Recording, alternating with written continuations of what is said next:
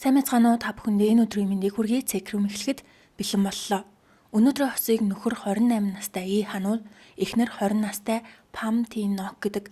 Эхнэр нь Вьетнамын байна. Ингээд нөхрийн талын бичлэг гардаг бөгөөд хамгийн ихний асуудал мөнгө. Хануул эхнэрийнхээ мөнгө зарцуулалтанд сэтгэл дундуур байгаа бөгөөд эхнэр нь сард 1 сая вон хадгалж чадахгүй байгааг шүүмжилж байгаа. Дараагийн хамгийн том асуудал нь Пам нөхрийнхөө хэлсэн үгийг аавдаа буруу орчуулж өгснөөс болжээ. Хануул битгий хамаагүй ихээр хитрүүлж ярих хэрэггүй гэсэн утгаар хэлсэн боловч эхнэр нь аавдаа нөхөр маань таныг битгий яар гэдэг гэж буруу ойлгуулснаас болоод хадам аав нь гомдож бүр уйлсан. Хануул энэ үйл ойлголцлыг хурдан тайлахыг хүссэн боловч эхнэр нь зөрүүдэлж сүүлдээ хоорондоо хэрэлцснээр тэдний харилцаа бүрд орцсон байна. 빨리 와. 뭐야? 빨리 와. 미친 거야? 빨리 오라고. 미친 거야? 죽을래? 가서 얘기하라고. 너 죽을래? 오. 너 죽고 싶어? Хадам аав ээж нь Солонгост жилд 3 удаа ирж очдог. Нэг эрэхтэй Багдаа хэдэн 7 хоног, ихтэй 2-3 сар байж хамт амьдардаг гин. Ирээд явах болгонд нь Хануул тосч аваад онгоцны буудал хүргэж өгдөг бөгөөд эхнэр нь жилд 10-аас 7 удаа Вьетнам руу ирж очдог. Дараагийн асуудал гэрийн цэвэрлэгээ. Хануул маш нямбай, юмыг тэр дорн цэвэрлэх дуртай. Харин эхнэр нь жоохон залхуу бөгөөд дараа ингэх хандлагатай байдаг учраас Хануулд эхнэртэй биш охинтой болсон юм шиг санагддаг гин. Пам ердийн үед солонгосоор сайн ярьдаггүй мөртлөө уурлах эсвэл харах үедээ маш сайн. Яг л солонгос хүн шиг ярьд юм байна. 한 번, 두 번 얘기하면 기억해. 욕하지 마. 욕하지 마. 지금 너 미친 사람 똑같아 진짜. Тэд шинэ байранд орохын тулд 2027 он хүртэл 100 сая вон цуглуулах шаардлагатай байгаа. Ингийн тулд Хануул маш хатуу төлөвлөгөө гаргаж сард ердөө 300 мянган воноор буюу өдөрт 10 мянган воноор амьдардаг. Үүнд нь хоол, кофе, найзуудтайгаа уулзах бүх зардал багтсан. Хэрвээ амралтын өдрөөр аялах эсвэл их нэртэйгээ гадуур хоолсон бол ажлын өдрүүдэд юу ч идэхгүй мөнгөө цуглуулж хадгаламжиндаа идэг. Эхнэр нь нөхрөө хитрхээ харамж мөнгөндөө хэд баригдмал байгаа сэтгэл дундуур байгаа бол Хануул бид ингэж хэмнэхгүй бол хизээж шинэ байранд орж чадахгүй гэсэн байр суурьтай байгаа. Хануул автомашины сэлбэгийн компанид ажилладаг бөгөөд сард 4-өөс 7 сая вооны цалин авдаг. Тэрээр 20 настайдаа цэрэгт явж 25 наснда халлагдахдаа 70 сая вон цуглуулсан. Шинэ байранд орохын тулд эхнэрээ сард 1 сая вон цуглуулж өгөхийг хүссэн байна. Нийт 100 сая вооны 30 саяыг нь Пам төлгөөр тохирсон ч тэгж чадахгүй байгаа гинэ. Эхнэрийн дараагийн асуудал iPhone-ы шинэ загвар гарах болгонд жилд 1 удаа шинэ утас авч хуучныгаа Вьетнам дахь ах нартай явуулдаг. 했었어 지금까지. 3개. Мөн гоо сайхны бүтээгдэхүүнд их мөнгө зарцуулдаг бөгөөд нэг гаралтаараа 150 мянган воноос их мөнгөөр худалдаа авалт хийдэг.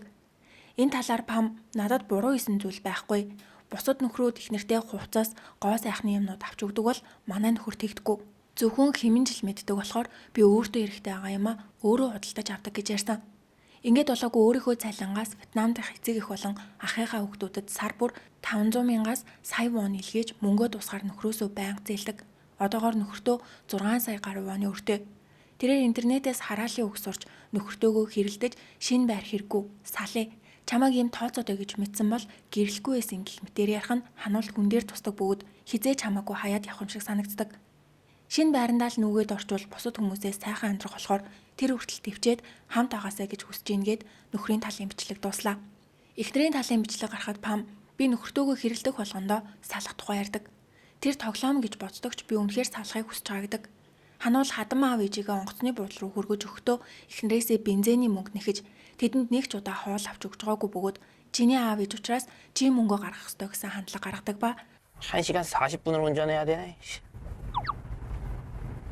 기름나. 형. 응. 기름 돈 줄 거지? 아, 나 이번에 돈 없어. 나도 돈 없어. хадам ээж аавыгаа ирсэн үед эхнэртэй карта орхицсон. Мөнгө авахгүй гэж худлаарч тооцоо хийхээс зугтдээ мэн. 항상 저는 와이프한테 거짓말을 해요. 나 카드 없다고. 안 갖고 왔다고. 네 카드로 쓰라고. Ингээд болоогүй Хануул байрны мөнгө хэмнэхийн тулд 2 жилийн турш эхнэртэй манай байр хуучин учраас халаалт байхгүй гэж худлаалж халаалтаа огт тасаалгүй амьдарсан. Тэгээд бичлэг гарахад халаалтаа унтраалаа. Дараа даавал хувцас өмс гэрлээ унтраа гэдэг. 끈다. 안 돼. 형. 옷을 입으면 공짜인데 얘는 돈을 내야 돼. 옷 입으면 되는 거 아니야? 굽지 마, 추워. Насаараа халуун оронд амьдарсан өвөл үзээгүй эхнэр нь Солонгосын хүүтэн өвлийг гэртээ гадуур хувц күртгээ өмсөж чичирч өнгөрүүлсэн байна. Саяхан найз нь ярьж тонохдоо дараад исэн тул нөхөр нь засчлаа гэж хэлээд анх удаа асаажээ. Хануул их нэртэй төрсөн өдрөөр нь 600 мянган вон өгсөн боловч дараа нь Вьетнам явах онгоцны виза авахулах нэрээр тэр мөнгөө буцаагаад авчээ. Харин эхнэр нь нөхөртөө дотор хувцснаас нь эхлээд өмсөж байгаа бүх хувцсыг нь төрсөн өдрөөр нь авч өгсөн. Тэгээд хануул энэ талаар инээгээд яриад байдаг. 와이프가 생일 선물로 사준 거, 생일 선물로 사준 거, 생일 선물로 사준 거. 속옷까지 전부 다. Пам үндсэн ажлынхаа хажуугаар орой бүр загасны ресторанд туслах ажил хийдэг. 7 хоногийн 6 өдөр ажиллаж маш их ядарчгаач нөхөр нь миний мөнгийг хизээ төлж дуусгах юм бэ гэж байнга нэгдэг болохоор хийхээс өөр аргагүй байгаа бөгөөд цалингаасаа Вьетнам дахь гэр бүлтэй тусалдаг бол хануул бид өөрсдөө тогтвортой болоогүйж яагаад бусдад туслаад байгаа юм бэ гэж ууралд юм байна. Тэгээд хануул эхнэрээсээ жирэмсэн болвол хүүхдээ хаан төрүүлэх талаар асуухад Пам Вьетнамд очиж нутгийнхаа хоолыг идэж амраад хүүхдээ 1 сартай болохоор нь буцаад ирнэ гэхэд хануул Вьетнамд ариун цэвэр муу хаа сайгүй тамиг татдаг. Имлэг нь хол гэх мэтэр улсыг нь дорд үтсэн үгс тасралтгүй хэлдэг. 야, 건물 안에서도 담배 피잖아, 거기는. 너 집 앞에 자동차도 못 오잖아. 베트남에서 병원까지 얼마나 걸려? 그럼 왜 좋은 걸 놔두고 다른 데를 왜 가냐고. Төрсөн нутаг усыг нь ингэж хэлэхэр хэн дуртай ах вдэ. Тэгээд бүр хануул ярилцлагын үеэр эхнэр жирэмсэн болж гоож эхнэрийн хүүхэд биш. Бидний хүүхэд болохоор тийм аюултай газар байхыг хүсэхгүй байгаа гэдэг. Хүүхдээ Вьетнам хэл сурахыг эрс эсрэгүүцэж хэрвээ Вьетнам хэл сурвал Солонгос хэл нь муудаж сургуульд ороод гадуур хогдно. Дээрээс нь хүүхдүүд чиний ээж Вьетнам хүн юм уу? Нэр нь яагаад ийм сони юм бэ гэж хүүхдийг манд доромжлох уу гэхээс айжна гэдэг.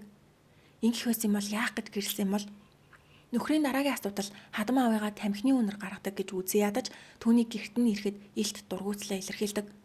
Бүр хүүхэд гарвал аавыг чи ирүүлэхгүй гэж эхнэрээс сүрдүүлт юм байна. Мөн хануул 7 хоногт 3-аас 4 удаа арх удаг бөгөөд уусан үедээ ширээ нүдэх, аяг хаглах, эхнэрээ хүчээр чирэх зэрэг хүчирхийллийн үйлдэл гаргадаг. Нэг удаа ширээ хүчтэй нүцнээс олж гарн зүсэгдэж гэрт нь түргэн тусламж олон цагдаа ирж суудатай. Дараа нь өөрийнхөө гаргасан аимшигтай үйлдэлүүдийг хараад согтуу байсан болохоор юуд санахгүй байна гэж асуудлаас тухтаадаг. Иймэрхүү хинч тоохгүй юмнууд л ядуу орноос эхнэрээ аваад зоргоороо ашиглаж амьдрах юм да.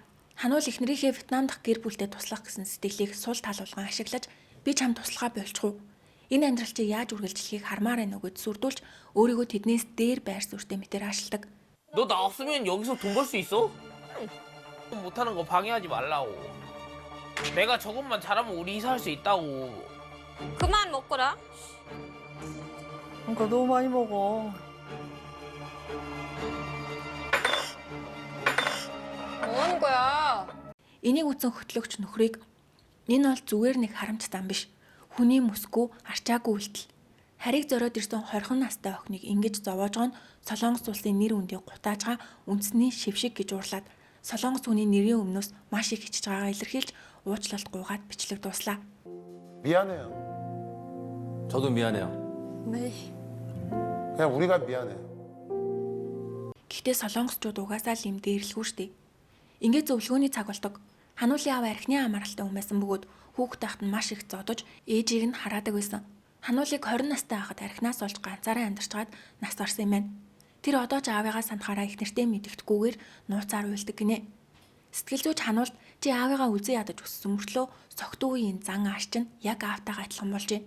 Хэрвээ гэр бүлээ авч үлдэхийг хүсч байгаа бол архиа бүр мөсөн хаях ёстой. Тоормосгүй машин шиг чи арх ууж эхлүүл өөрийгөө удирдах чадахгүй гэж хатуу анхааруулдаг. Нөхрийн сэтгэл зүйн тестээр түүний бүх ертөнц их нэртээр төвлөрч ийн гэж гарсан бөгөөд маш их түгшүүртэй. Эхнэрээ алдахгүй тулд өөрийнхөө бүх хүслийг хязгаарлан мөнгө цуглуулж ийн гэдэг бол эхнэрийн тестээр түүний толгой мөнгө гэсэн бодлоор дүүрэн байхаас гадна 10 настай хүүхчиг төвчээргүй. Тэр дорог хүснээ авах дуртай зантай. Вьетнамд байхдаач дураараа өссөн болохон тогтоогдсон. Сэтгэл зүйч Памд чиний нөхөр уг нь маш их чөлөөтэй амьдрах дуртай хүн. Гэхдээ тэр чамд хайртай учраас өөрийгөө зовоон байж мөнгө цуглуулж байна. Тиймээс салъя гэдэг үгийг амархан битгий хэлээрэй гэхэд Пам би нөхрийгөө ийм их шаналтай байсныг мэдээгүй. Одооноос түүнийг илүү их ойлгохыг хичээнэ гэдэг. Сэтгэл зүйч нөхөрт хандаж их нэртээ сард 100 мянган воныг юунд чамаагүй зарцуулах эрх гаргаж өгөхийг зөвлөсөн. Энэ нь их нэрт сэтгэл зүйн дарамтаас ангижрах орон зай болно гинэ. Ингээ шийдвэр гаргах цаг болоход хануул би их нэртээ хайртай цаашдаа илүү сайхан амьдрмаар байна. Салахгүй гэдэг бол Памчаас аз жаргалтай амьдрмаар байгаагаа хэлдэг. Хануул архийг бүр мөсөн хаян архинаас гарах нь эхнэрээсээ салхаас хамаагүй амархан. Мөн харамт зангаасаа олж эмнэлэгт очтгүй байсан бол одоо өөрийнхөө эрүүл мэндэд анхаарах амласан. Харин Пам нөхөртөө хараалын үг хэлхээ болно гэдгийг амлажээ. Нэвтрүүлгийн төгсгөлд хосууд бие биенээ чанга дэврэн энэ удаагийн дугаар аз жаргалтайгаар дуслаа. Мэдээж хүн болгон өөрчлөгсөн хоёр өөр соёл иргэншил, өөр санхүүгийн үзэл бодолтой хүмүүс яаж шуухай амьдрдгийг өнөөдрийн нэвтрүүлгээс харлаа. Өнөөдрийн бичлэг маань энэ үрээд дууслаа. Таалагдсан бол суугтаа лайк болон subscribe дарахаа бити мартаарай. Дараагийн бичлэгээрээ уулзтлаа. Түр баяртай.